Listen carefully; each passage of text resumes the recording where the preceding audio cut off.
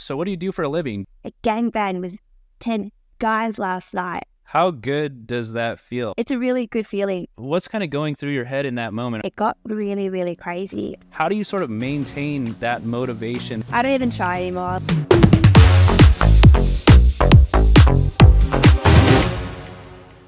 So my name is Lucy Banks. I have been an OnlyFans creator for almost 4 years now. I started back in 2019, I believe. I had just left my ex-husband. I had 2 little kids. I was working in corporate banking, and I just thought there's got to be a better way to do life. Like, I don't want to be doing 60-hour weeks at the bank anymore. I want to be around for my kids. And I had a girlfriend that was doing this thing called OnlyFans. And I messaged her and I was like, babe, what is OnlyFans? Like, is this real? Like, are you making real money? I don't understand. And then once she explained it to me, I signed up that night, and the rest is kind of history. I only meant to do it for a couple of months, but I got so into it, and I love the lifestyle and I love the freedom. And in that time, I've gone from being, like a broke single mum who I couldn't even afford my rent some weeks. I've bought 4 properties since starting. I drive a Land Rover. My kids are in private schools. I've really set us up financially, all while being available for all their sports, all their school events.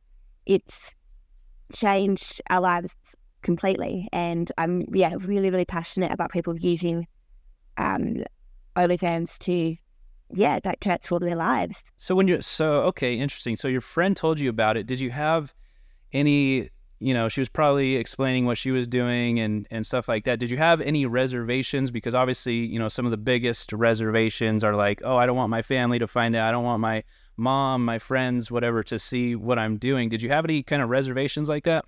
Yes, I definitely didn't want people to find out. I was really worried about putting myself out there because I was 29. So, I had a couple of kids, I've got the mum bod, and I didn't want people judging me. And I'm like, I've just been divorced. My mental health's not great. I don't want people being like, you're so fat, you're so disgusting. I'm like, how am I going to cope mentally by putting myself out there?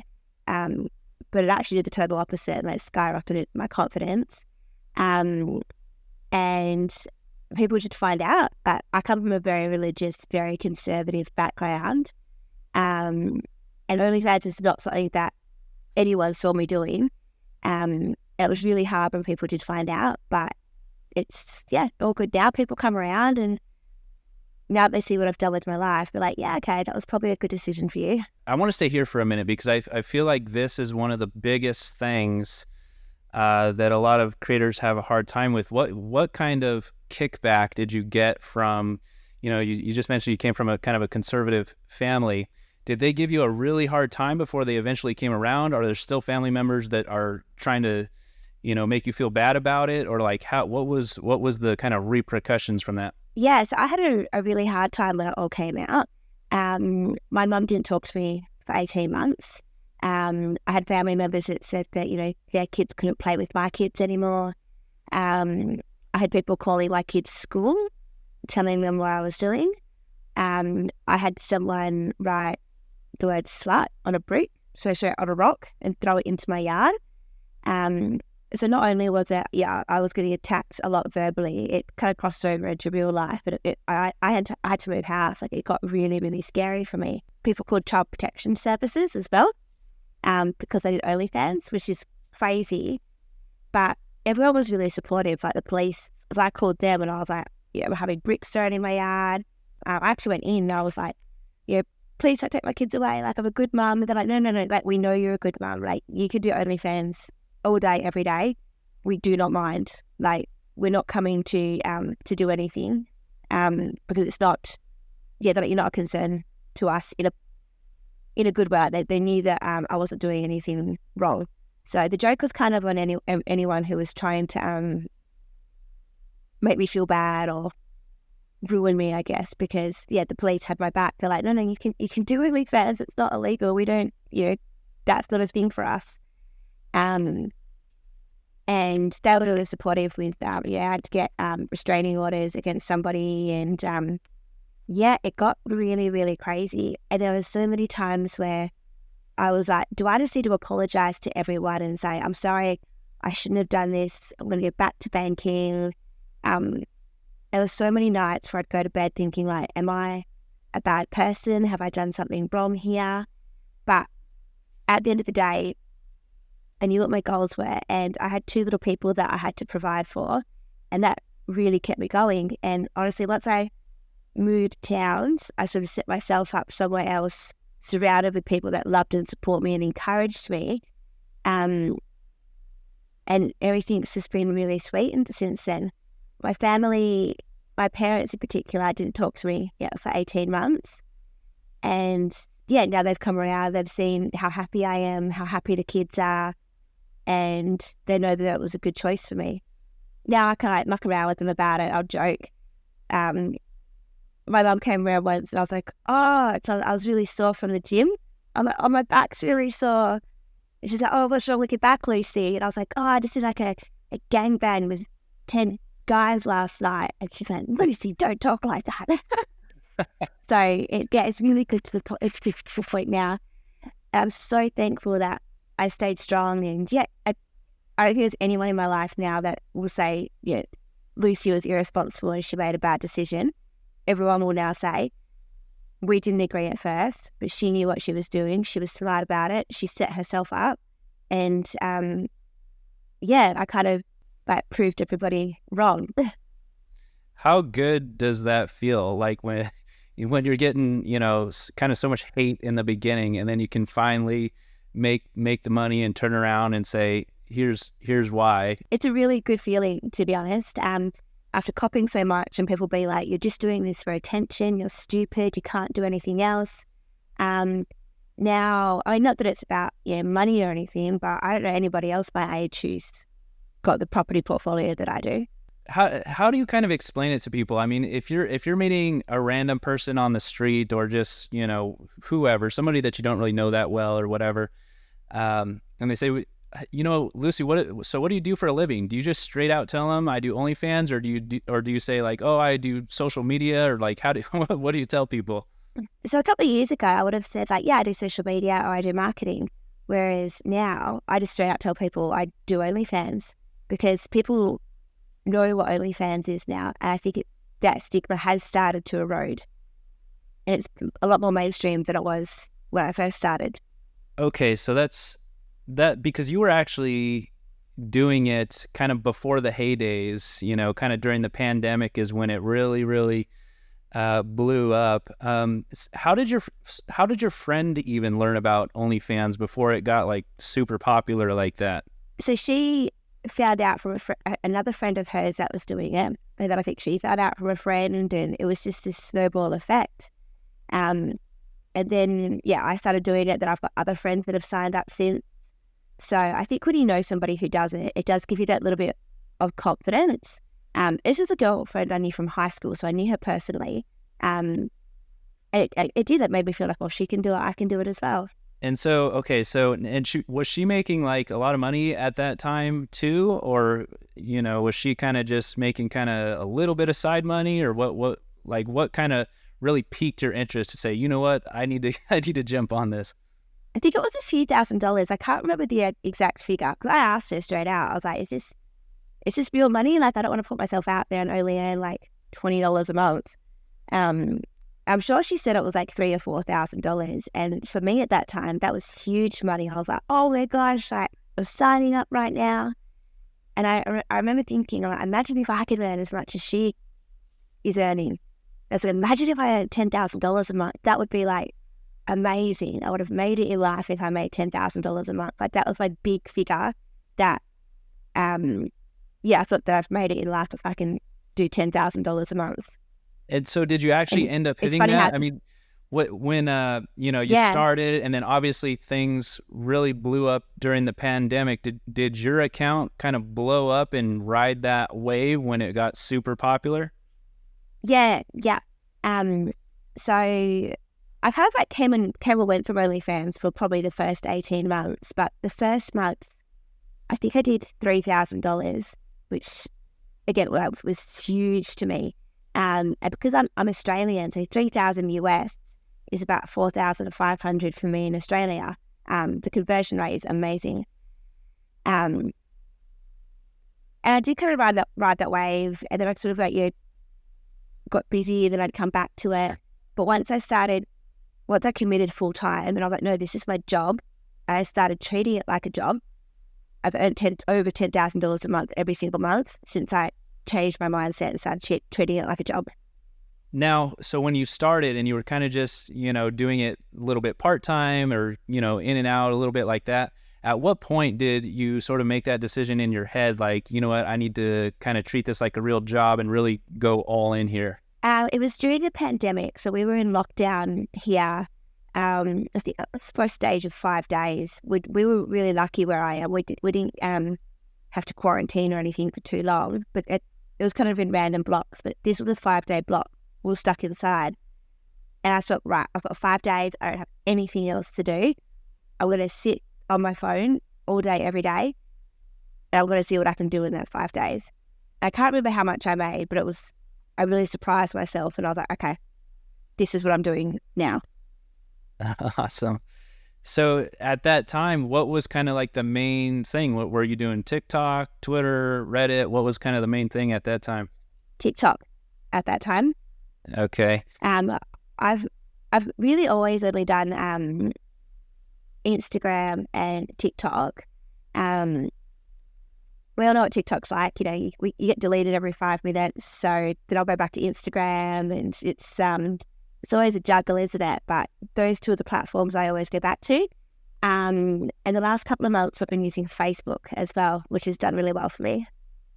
Yeah, I remember we talked the other day, you were telling me that Facebook Reels was doing really well. I've actually done a little bit of experimenting with it as well. And it does, so most creators, at least for a certain period of time, TikTok was like the number one thing to drive traffic and fans. As it is right now, Instagram Reels seems to be overtaking TikTok a little bit in terms of driving traffic and fans. So for you, between TikTok, Instagram Reels, and Facebook Reels, what would you say is like the biggest driver of your traffic and fans? Right now, Instagram Reels, followed by Facebook Reels, and then TikTok, which has been a really interesting shift to, maybe 12 months ago. Interesting. But Instagram has definitely overtaken TikTok in terms of both views and conversion.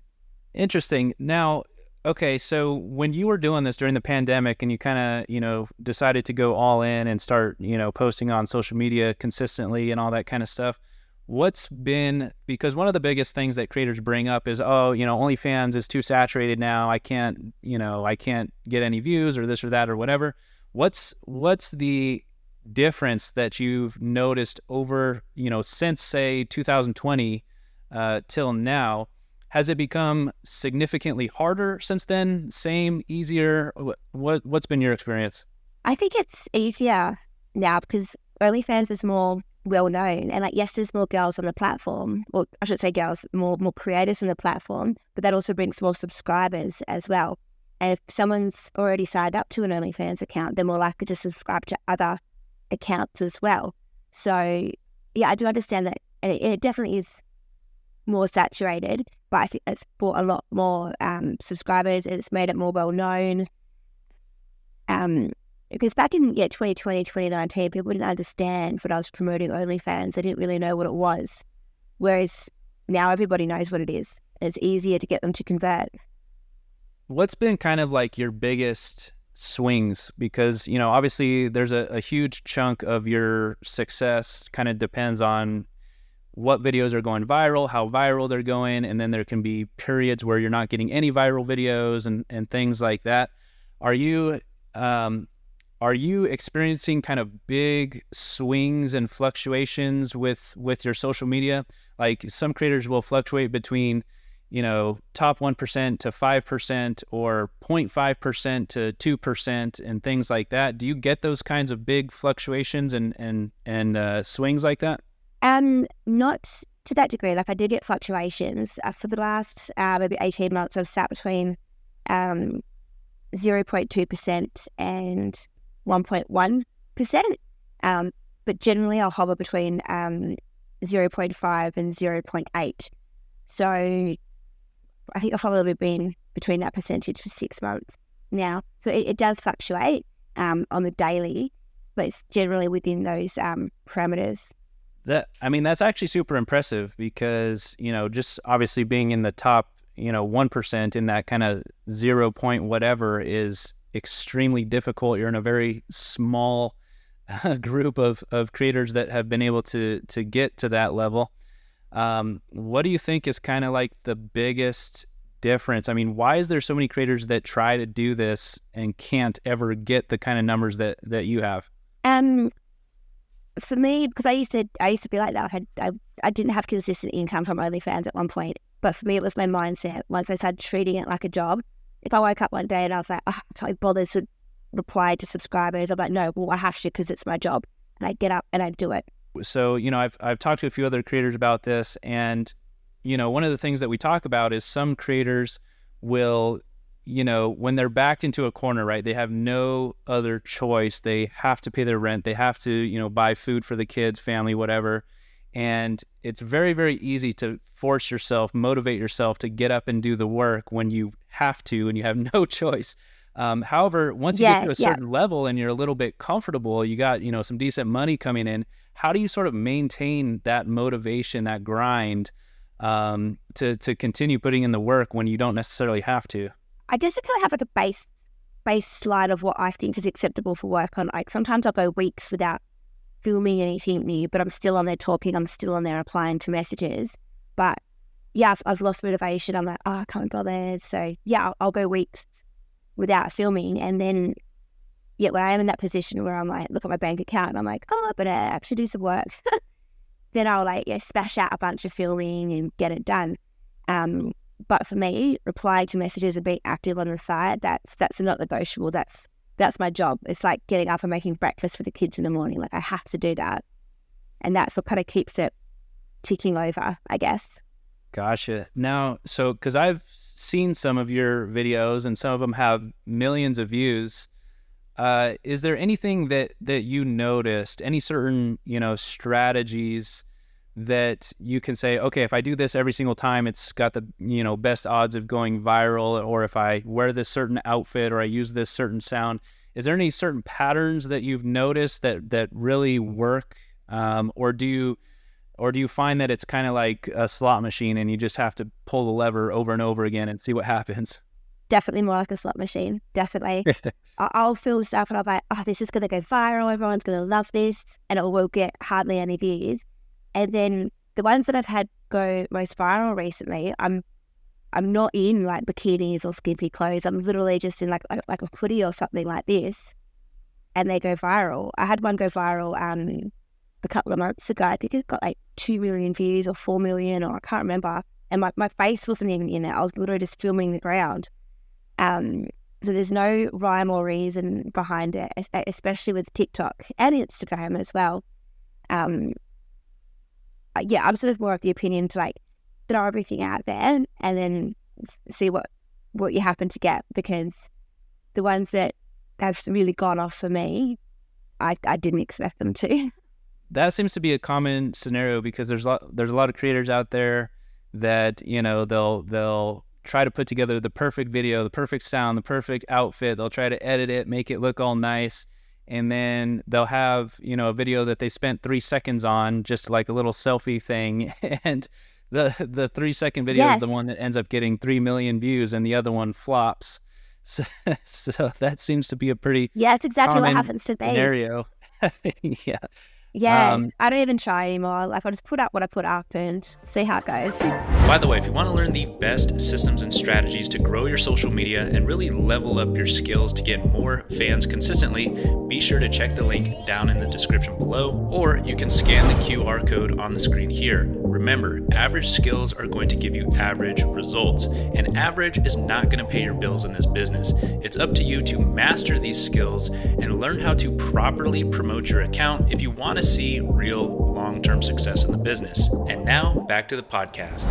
So one of the kind of common questions that I get a lot is, And especially for creators like you who are in, some creators, Canada, Australia, UK, whatever it is, one of the things that creators get really obsessed about is trying to get their content into the US. Do you use any type of strategies to do that? VPNs, proxies, SIM cards, all these kind of things that creators try to do to get in the US, or get their content served in the US. Do you do any of that stuff? No, I find that I have tried. So I've tried to set up a US phone and sort of push my content there. So it's set up with a VPN. It was set up as a US phone, and it seems to think it's in California. But for some reason, my traffic still will come back to Australia. I find that my Facebook audience, even though I'm just using that for my normal phone, so no VPNs, no proxies or US SIM cards, but for some reason, I've captured, I think, like a 98% US audience on Facebook without even trying. So that's really interesting. Huh, okay. I bring it up because one of the things that I try to, help creators understand is that a lot of the creators that really get obsessed with this idea of getting their content into the US ends up causing a lot more damage than good, because, when you're using different things like, proxies, VPNs, emulators, low quality SIM cards, things like that, it can sort of damage the reputation of the social media account. And so I'm glad that you mentioned that you don't use any of that stuff, because typically the most successful creators that I see don't. They don't use SIMs, they don't use proxies, they don't use VPNs, they don't use any of these things. And I feel like a lot of creators just get obsessed with the idea of getting their content into the United States, and it just ends up, they end up wasting 6 months or a year trying to get that stuff figured out, rather than just saying, here's my phone, let me create content, and that's it. They really kind of overcomplicate the process. I feel like it's just a waste of time. It's a waste of energy. Just put your content out there and the right people will find you eventually. It's simple. Yeah, exactly. And one of the things that I've noticed as well is that, at least for TikTok, even for the people that do kind of figure out, with the Sims and everything else like that, I'm in the United States, and even a lot of my content is pushed, the creators that I work with, a lot of the content is pushed out of the United States. So we have an equal amount of U.S. traffic for us being in the United States as many of the creators who are in Australia or UK or a lot of these other places. So one of the things I like to try and get through people's heads is, listen, you're going to go through all this time and all this effort to make it seem like you're in the United States. Well, we're getting the same amount of U.S. traffic as you, being out of the country anyway.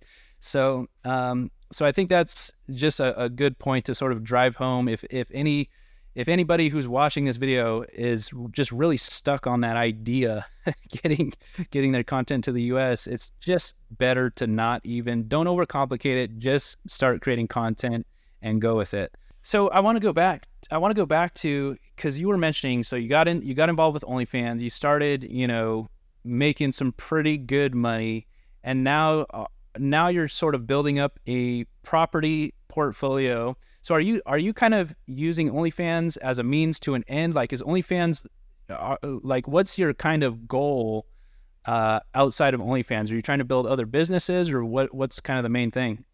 So at the moment it's really open-ended. Like, I'll do OnlyFans until it's not funny for me anymore. And obviously I can't quit right now because I don't have any other businesses that are making that kind of money. But yeah, I'm just going to keep doing it until it's not fun for me anymore, until it's a drag to talk or to film or anything. But right now, I'm still enjoying it. I've got a really great connection with my subscribers. I can't imagine me walking away from them anytime soon.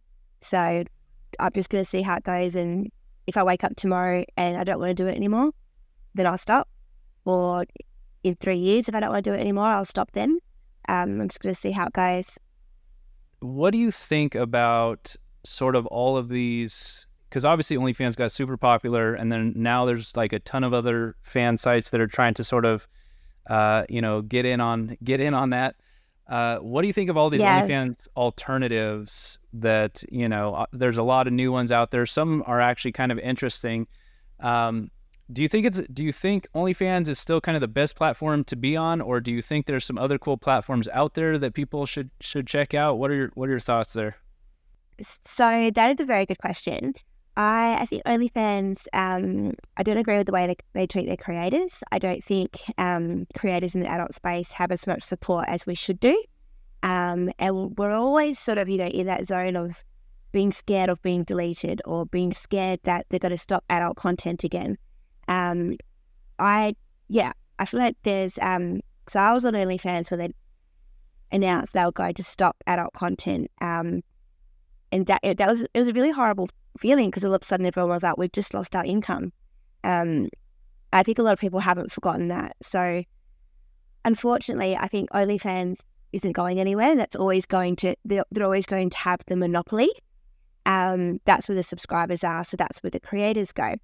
Outside of OnlyFans, there are, like I said, a ton of other alternative websites that, effectively, they're actually better than OnlyFans. A lot of them have better capabilities. They're more supportive. They don't have the same rules or regulations that OnlyFans forces onto their creators. But they're never going to have the amount of subscribers. They're never going to be able to get that monopoly away from OnlyFans, I feel. So while I'd love to be on, stronger on something like Fansly or Loyal Fans or any of the alternatives, but I don't use any other website. I just use OnlyFans because they've got the bulk of the subscribers. Yeah, that's been kind of our experience as well, because we did end up, we did test a lot of the other fan sites out there. But to your point, OnlyFans has the large majority of fans. In fact, they have about 300 million monthly active users, and the next biggest one is Fansly at I think it's about 30 million active monthly users, which is basically a fraction of what OnlyFans, and then all the other ones below that are much, much less. Another big topic that has wild opinions on both sides is the sort of mental health implications of OnlyFans. Now, for you personally, when you started OnlyFans, how do you feel that sort of affected your mental health? You mentioned you were having mental health issues before you kind of even got involved in the first place, and then as you got involved, that could either make things worse or make things better. What's been your experience with that? Yeah, so it's one of the first things I'll sort of say to someone when they will mention, like, I think I want to do OnlyFans. I'm like, okay, babe, like, that's great, that's really awesome. But if people finding out, if you're losing your job, if people being mean to you online, if people, attacking your peers, if all of those things are going to ruin your life, don't do it, because the stigma is, it's getting better, but it's still huge, like it still exists. So yeah, the stigma from people on the outside world is, for me anyway, like that was the hardest thing. And it's funny, isn't it? I'm like, you know what? I don't have a problem, filming myself or making content or putting myself out there, but the rest of the world does, and it's that stigma that hurts you, not the actual job, not the content. It's people's opinions. So yeah, that's one aspect of it. But then just like the TikTok comments are putrid, that they're really personal, they're really vile, and you have to have a very, very thick skin to be able to survive even being on TikTok. I'm really lucky. I think it comes because I'm in my 30s now, so I am that bit older. But if I was doing this in my early 20s, I don't think I would have been able to do it. I don't think I would have been able to cope with the comments and the backlash that you get. So yes, like OnlyFans is very, very lucrative, and if you do it right, like, you get that freedom that comes with it. But if it's going to mess with your mental health, it's not worth it. And it can be. There's been girls who have, taken their own lives because of the comments that they've had on TikTok and the backlash they've had from being on OnlyFans. It's a real thing, and it needs to be taken really seriously. So that's something I would really like to get that message out, I guess. I don't want to talk anyone out of doing OnlyFans because I love it and I'm such an advocate for it. But I do think that your peace and your mental health needs to come first. I actually did a recent podcast with Miss Lolly, who's 54 years old, and she kind of mentioned something that you just touched on right here, which is you tend to care less as you get older. What do you think it is about being young to where those, the trolls and the haters and the mean comments affects you so much more than it does as you get older? I think as you get older, like you just kind of learn that it doesn't matter what people think. Like you could be the juiciest peach, and there's always going to be someone that doesn't like peaches. Like no matter what you do in life, there's going to be someone that doesn't like your decisions. But you still get on and live your life, don't you? It really doesn't matter. And that's something that I just learnt with age.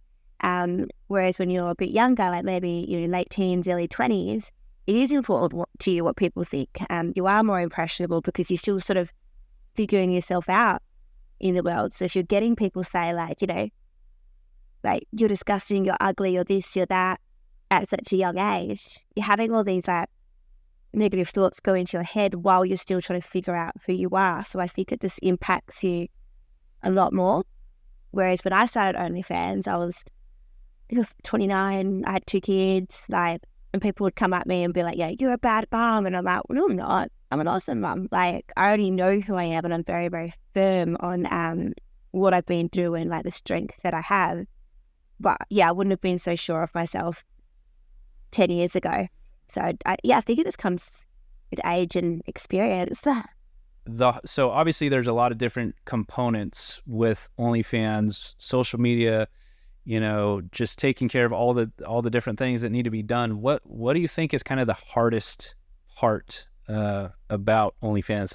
I think the hardest part about OnlyFans is the constant hustle. Like you can't just take a day off. Like I'm really strict that I have to post on every social media channel every single day. And some days I'm like, I can't be bothered doing it, but I need to do it. So you need to constantly be in hustle mode. You can't just take a holiday or you take some time off. So I shouldn't say you can, and it's important to take time off when you need to. But you see your numbers drop if you're not constantly doing that. So I think just always having that motivation, it can grind on you. It can sort of weigh you down after a while. So yeah, for me, just that being in hustle mode constantly, I think that's the hardest part. Over the years, I've learned how to do it so I don't burn out. Like I will take a day off. On Saturday, like I'll make sure I've got posts scheduled for Sunday because I don't want to be doing social media on Sunday. I still do OnlyFans, but I need to take a break from social media at some point. And if I feel myself getting burnt out, I'll stop and take care of that. Because once you're burnt out, you're useless to everybody. Like you can't do anything. So I've become really good at managing that. But I think just that constant being in hustle mode when it comes to social media can be really tiring. I think that when a lot of people look, or at least, when new people or other people look at OnlyFans from the outside in, the perception is that it's just this easy, glamorous, no work. You just dance around on social media. It's for lazy people, all this kind of stuff. I think that the average kind of perception is if you walk up to a random person on the street and they say, hey, what do you do for a living? You say, oh, I do OnlyFans. They're going to automatically assume that anybody who does OnlyFans is lazy. They're just making a ton of money, not doing hardly anything, dancing around on social media. What would you say? How accurate is that statement? For anyone that said that to me, I would just turn around and say, try it. You go try it. You go try build a brand. You spend hours in your analytics trying to figure out what's going on. You force yourself to make content when you don't want to make content. You force yourself to come up with ideas.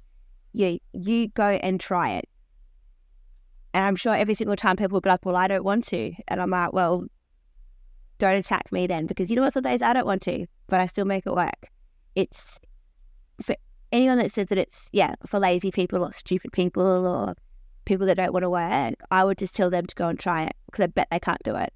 The reality is, the average person is probably, working whatever, 8 hours a day. For those who decide to do OnlyFans, they need to kind of be buckled in, prepared to be doing, 8 to 15 hours a day. What is kind of your hours that you put in on a normal day? I'd be pushing 12 to 15 hours a day that I put in. Yeah, so I think and the hours that I'm not working, I'm doing stuff with the kids. And then I'll be up till midnight. Like I was up at 4:30 a.m. this morning, and that's a normal day for me. But I'm happy to do that because it means I can take the kids to school every day. Like it's hard work, but you do have that flexibility and freedom, so it's worth it for me.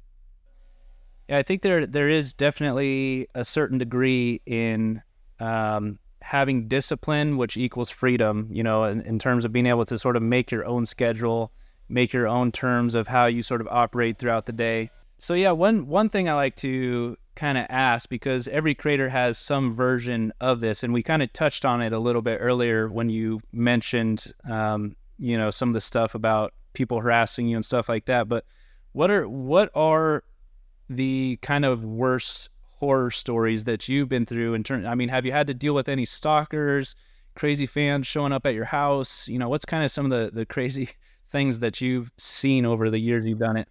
Yeah, the craziest thing was probably people calling the police and calling child protection because I do OnlyFans. And child protection, like, she's allowed to do OnlyFans, it's fine. That's kind of funny now, but at the time I was like, this is mental. Like, why do people care so much? I haven't had too many stalker stories or anything. I do get recognised probably a couple of times a week. I had a lady come up to me it's only happened one time, someone coming up to me when I'm with the kids, and she's like, I love your TikToks, like I wanted your OnlyFans. And I was like, thank you. I was like, maybe just send me a message because I'm with my kids right now. I don't really want to be talking about OnlyFans. But most of the time people are really respectful. Like they'll just walk past and they'll be like, Lucy Banks, or I'll get a message on social media. I'll be like, hey, I saw you at this place. Hope you're having a good day or something. Most of the time, everyone's like really respectful. I haven't had anyone be rude to me in public. I've had people come up and ask for photos, which to me is like crazy. I'm like, well, like, it's wild for people to recognize me, but it's never been a negative experience. It's always been people being really lovely, and to my face anyway, and probably me behind my back, but to my face, it's all been really positive.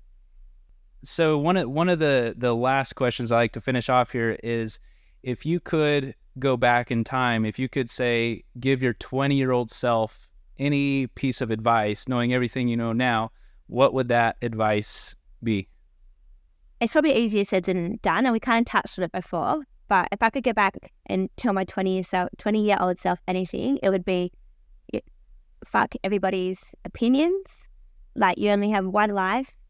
Just be good to people, be kind to people, and don't care about anybody else. Like, don't care about the negative opinions, and go do OnlyFans.